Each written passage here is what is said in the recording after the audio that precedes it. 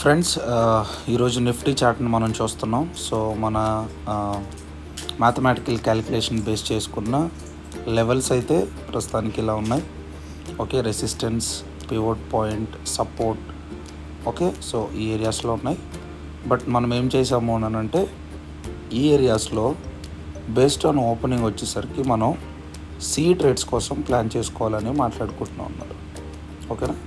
So above this ఏంటి అంటే, మనము ట్రేడ్స్ని ప్లాన్ చేసుకోవచ్చు అన్నమాట. ఓకే, అబౌవ్ దిస్ ట్రేడ్స్ని ప్లాన్ చేసుకోవచ్చు.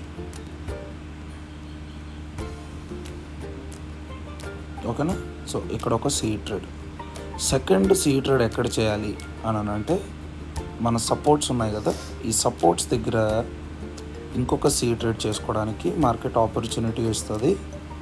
ఓకే, ఇది వచ్చి లాంగ్ ట్రేడ్ అవుతుంది. ఓకే, స్ట్రాంగ్ ట్రేడ్ కూడా అవుతుంది అనమాట. ఇది ఇంకొక ట్రేడ్ ఆపర్చునిటీ. రెండు ట్రేడ్స్ అయిపోయాయి.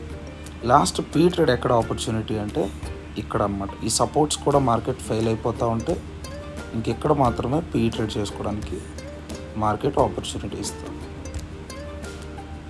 ఓకే,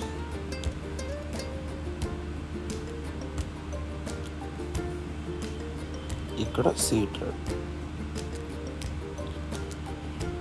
అండ్ మనం చూసే స్ట్రైక్స్ ఏంటి అంటే, ఇది ఫ్రెండ్స్ 23,750 కాల్ అండ్ 23,750 పుట్ అన్నమాట. ఓకే, సో 178 కానీ మనకు బ్రేక్ అవుతూ ఉంటే ఇక్కడ మనం ట్రేడ్స్లో ఇనిషియేట్ చేసుకుంటాం. ఓకేనా? So this is the trade plan friends. ఇంకా వాచ్ చేద్దాం, మార్కెట్ మనకి ఆపర్చునిటీ ఇచ్చేదాన్ని బట్టి మనం ట్రేడ్స్